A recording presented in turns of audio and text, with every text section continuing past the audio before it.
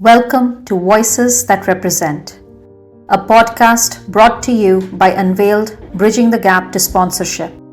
This is Shahana Mukherjee, and as founder and president, I am thrilled to have you join us on this journey. In a world where opportunities are not distributed equitably, our mission is clear: to break the cycle of underrepresented groups being over-mentored and under-sponsored. Throughout this podcast series, we will delve into the stories and experiences that have been invisible for far too long. We aim to bring these voices to the forefront, making them visible in spaces where they have traditionally been absent. Equally important is the exploration of the role of sponsors, who play a crucial part in being a voice for those who often find themselves on the sidelines, unheard and unseen. Join us as we engage in thought-provoking conversations to navigate bridging the gaps to equitable access, one voice at a time. Voices That Represent is not just a podcast. It's a platform dedicated to fostering understanding, collaboration, and tangible positive change. Welcome back to Voices That Represent. I'm Wanda Shore, and I'm excited to embark on a conversation with Unveiled Advisory Board member Swasti Gupta Mukherjee. Our topic today is the interconnectivity of sustainability, equity, and sponsorship. Swasti is an expert in the area of sustainability and certainly has a strong understanding of how creating equity and sustainability strategies will create more innovation and drive positive impact for our communities. Swasti, tell me a little bit about yourself and share with me your perspective on sustainability and equity. What is it and what does it mean to you? Thank you so much, Wanda. It's a pleasure being here chatting with you on the Unveiled podcast on Voices That Represent. My primary background is as a professor, researcher, teacher, and speaker in finance. I'm a senior research fellow at the Social Policy Institute at Washington University in St. Louis and a professor of finance at Loyola University, Chicago. I serve on the advisory board of startups and nonprofits, including Unveiled, and I'm on the editorial board of academic finance journals.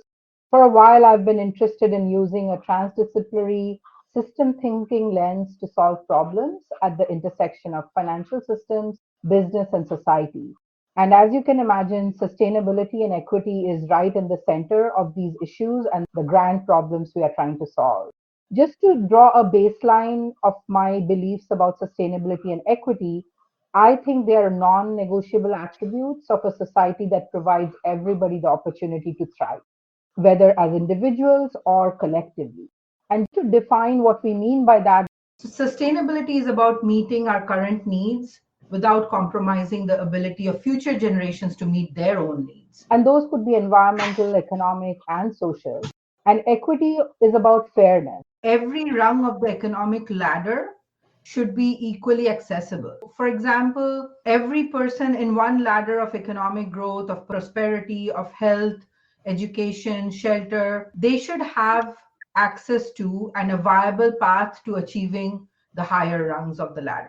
As far as my interest with Unveiled and where it intersects with equity and sustainability are concerned, is the two concepts are so intertwined with Unveiled's mission of sponsorship and championing the empowerment of underrepresented groups, is because sustainability and equity cannot be solved as separate problems. To solve one, we must solve both, because a lot of the grand challenges or global challenges we face today, like climate change, they disproportionately affect some of the most vulnerable populations. And just to reiterate this using one data point, which I saw based on one estimate, unchecked climate change might push up to 130 million people into poverty by 2050, which of course will unravel decades of great policy work in trying to alleviate poverty. I'm interested in using a transdisciplinary approach to a lot of questions that we have been interested in finance, but if we frame it very narrowly, we arrive at very different outcomes. Whereas if we apply a systems thinking lens, then I believe that we will solve the problems at the intersection of financial systems, business, and society. Thank you, Swasti. I love the way that you've described the connection between sustainability and equity. I think it's so important that Unveiled is making this connection and creating a platform. And we've had a few conversations on sustainability and equity. And one of the things that we had talked about was the business's responsibilities to develop sustainable and equitable systems. Can you tell me a little bit more around what that looks like? That is a great question. And one of the ways that we can start to answer that is to remind ourselves that this is not a brand new conversation that just popped up in the last few years. Sometimes it can feel that way, but actually, the wider social impacts of businesses have been in the public conversation, in the public consciousness for a while. I think it can be traced as far back as the 1700s and the Industrial Revolution. But if we want to see the modern version that we are discussing more currently, I think it was in the 1950s and 60s that the modern concept of corporate social responsibility, responsible business, these ideas became more firmed up in the way we talk about it. However, this topic cannot really go away. The reason being that at the end of the day, while businesses are, of course, profit seeking in order to be viable concerns in the long term, they also operate with a social license. So, unless their relationship with society is defined in a way that society allows them to operate, it's not really going to be a viable business in the longer term. So, a lot of the discussions we are having today about sustainability, equity, how businesses should react to that, those are not really extraneous to the business. They are not external, irrelevant factors.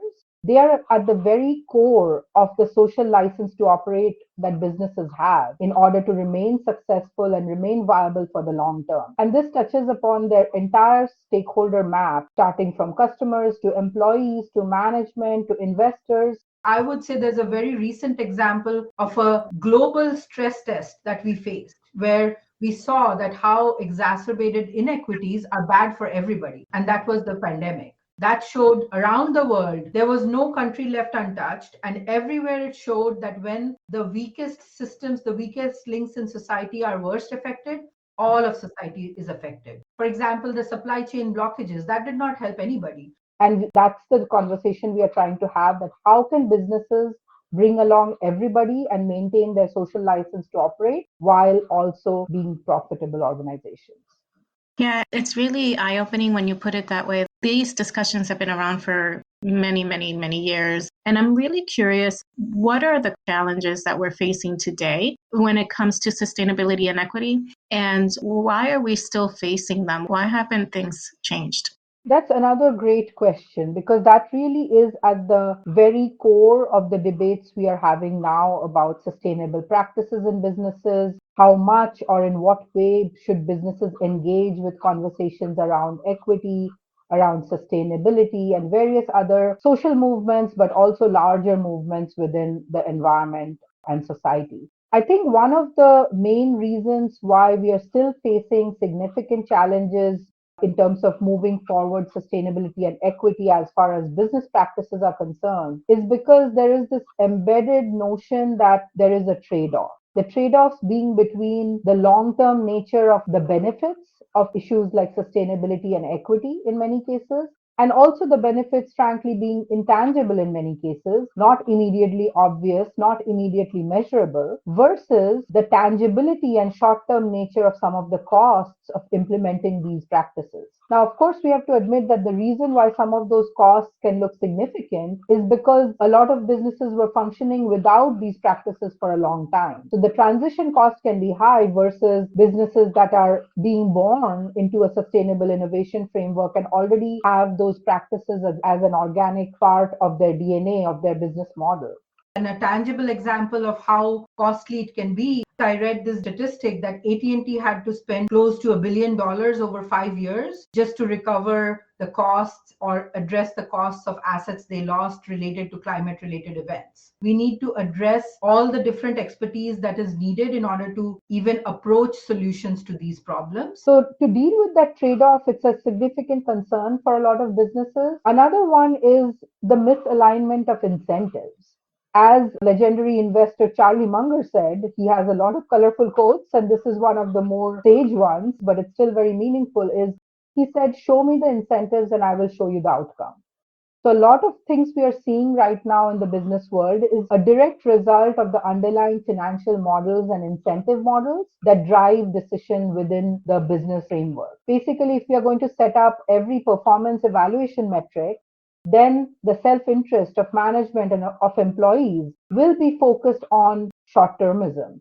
And oftentimes, concepts like sustainability and equity are inherently long term, and they don't really sync well with the short term nature of evaluation and measure. So, as human beings, we are always geared to think about the immediate concerns, the immediate gratification. And all of society is moving in that way with social media and other things also promoting the instant gratification mindset. But we have to consider this trade off, that are we really prepared to focus on the long term? And what do we do about it? We are prepared to accept that, yes, there could be potential difficulties or challenges in order to get the longer term benefits. A recent controversy we saw, which is all over the news, is Boeing's example, where there's a lot of research which has said that it's a fairly high likelihood that Boeing's short term focus on profits has had an impact on their quality control. And we are seeing some of the longer term results of those practices. Of course, sometimes people try to oversimplify why certain things happen. But I think we have to be very, very careful about how we are defining the incentive in order to align the timeline of performance measurement and the outcomes we are seeking in sustainability and equity. Yeah, I'm curious because I'm sure that there are people listening to us right now that don't have as deep of an understanding of sustainability and sort of the connection to equity. How can you share something that will bring that home for people? So, for one example, is the channel of employees. How is management explaining sustainable and equitable practices to employees? How are employees internalizing that in their own performance, in their own career trajectory, and in their perception of what it takes for them to move forward within the organization? A while ago, there were examples where banks had set up employees to deliver very short term performance metrics on how many new accounts were opened. Then it turned out that those accounts were fraudulent, and employees were just presenting those fraudulent cases to show that they have met the targets. So, this kind of conveying that we are more interested in short term profits and the bottom line numbers, regardless of how those numbers come about, that is setting the tone wrong from top down on sustainability and equity. On the other hand, if companies are conveying to their employees, for example, if the banks had conveyed to their employees that we want genuine, committed customers over the longer term who keep their faith with us and who trust us as their bank of choice, then I can pretty confidently say the outcomes would have looked very different. So it's how are these companies aligning their incentives that are explicitly explained to employees in a way that it's not in conflict with the long term overall societal good as well as the profits of the company. Okay, I think I'm getting you.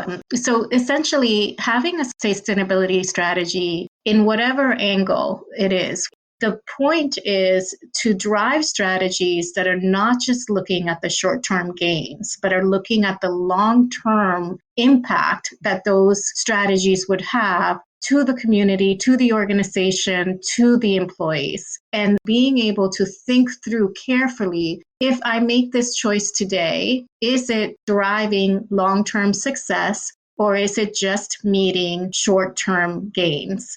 You are totally spot on. And it's a great example that you gave both on quality of products as well as services. In both aspects, the company can set the tone in conveying to the employees that you are actually doing something that's going to be profitable for the business longer term, but you are also not in conflict with your own conscience and your own value system. Some of these cases, I'm sure there were employees who felt uncomfortable with that. So that has even other ramifications that affect the bottom line of the company, like employee satisfaction, engagement. We do have data on that. So those are things that are actually not good for the company's bottom line anyway over the longer term. So all of these things come together to give a more sustainable, longer term, profitable business model for the functioning of the company. I love this way of speaking of it because I think that when we think about sustainability, I'm going to be sort of the ignorant person here, but when I think about the word sustainability, the way it's been used is really around environmental sustainability. At least for me, because I'm not an expert in the space, that's what I think about when people throw the word around. But it's really interesting to say that sustainability is about the processes and the practices that you shape across many different industries. It's about making sure that you're making the right long-term decisions and choices. And I'm curious from your perspective, Why do you think we as business leaders are taking the shortcut, essentially not thinking about the long term? So one of the issues was what I mentioned earlier, the intangible nature of some of the benefits versus the tangible nature of some of the costs, especially of businesses which are transitioning, which were not set up with the idea of sustainability at their core. So I think businesses are weighing that. Related to that is also the complexity and uncertainty of how these practices should play out. One of the things which we have not grappled completely yet is oftentimes the best benefits of these practices will come about when it is a all of society effort, when throughout the value chain of the businesses these practices are being followed. And that hasn't happened yet. So no one really wants to be the one standout doing it alone because it really doesn't maximize the benefits for that first mover. So we have that issue. Another is simply the lack of awareness and lack of measurement or understanding of value, because a lot of the conversations around sustainability and equity have been around the risk and the cost. So a very negative framing of these issues. What really needs to happen, and to some degree, I think there is a movement in that direction, is there needs to be a paradigm shift in framing sustainability and equity as potential competitive advantages for businesses. Businesses proudly being able to say that we have these practices, we are retaining the best talent because of this, we are able to attract the best talent because of this, and we have a profitable and viable long term model because of these practices. So that's the paradigm shift that needs to happen. And anything else where we just see these as fads or add ons or extracurricular activity for businesses, I think could be even counterproductive. I completely agree with you that it would be great to give some very practical tips on whether it's a leader or a company or an individual. How does a person start to create that paradigm shift in their mindset or in their work? I'm a big fan of starting with small. The reason being that small is something you can control. And what I mean by that, starting small means starting with yourself. How can I change what I am conveying as a manager, as a team player, as a leader in any situation to make these principles at the core of the business model? So, to take myself and place myself in the context of the larger organizational goals, think about the organization's social impact, financial impact, and put myself in that context rather than just seeing myself as a title and a position. How would that happen? Then take that to translate how do I convey this to a wider team? How does the team's goal align with the wider sustainability and equity goals of an organization? And then, depending on my position, I might even be able to get the opportunities to articulate the organization's wider impact on sustainability and equity in the broader context of society and the environment. So I think to get those stories and connect the dots for each of us in our respective positions is the starting point. And then we can keep extrapolating and connecting the dots and bringing more people into the network in our minds and into the community to feel that we are making a bigger impact. Thank you. And for our audience, if any member of our audience wanted to kind of do a little bit more research and understand what good looks like, are there any examples that you think would be worth looking into? That's a great question and a complicated question in line with, some of the other issues we've discussed today. The problem is that there isn't really any single resource that I think covers the whole landscape of initiatives related to sustainability and equity that businesses are doing. Just by the very nature of businesses and the sectors they are in, I think there are leaders and examples in various sectors which are doing something very well and something very right. They don't have the capacity or the scope to do everything right because every business is functioning in a certain space. So, for example, while certain sectors are doing a lot to mitigate climate change, they may not be having as much of an impact on social equity. Whereas there are other companies which might be functioning more, let's say, in the healthcare and other spaces, which might be doing more for things like public health or, for that matter, education. So the bottom line is there doesn't really have to be the same leader in all the spaces. That's really beyond the capacity of more organizations. So I think as a starting point, there are lots of resources related to the United Nations Sustainable Development Goals research. which gives a lot of examples from different countries on initiatives focused on sustainable development goals. And I am personally a big fan of some of the initiatives that are bringing in multiple stakeholders like policymakers, nonprofits, businesses, as well as the regular citizens into the fold in order to move in the right direction.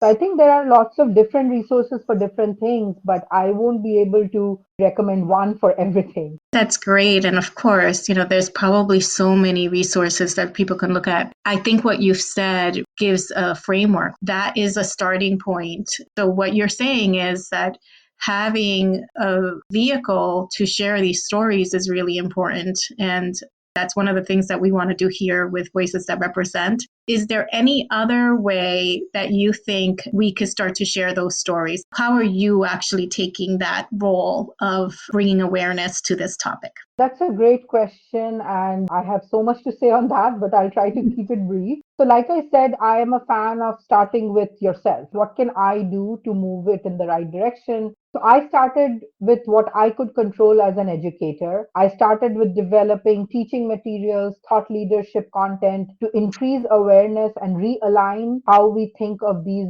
issues like sustainability and equity in the context of business, because that is my background, in the context of financial models, because that is what we are teaching in the classroom as the decision drivers for businesses.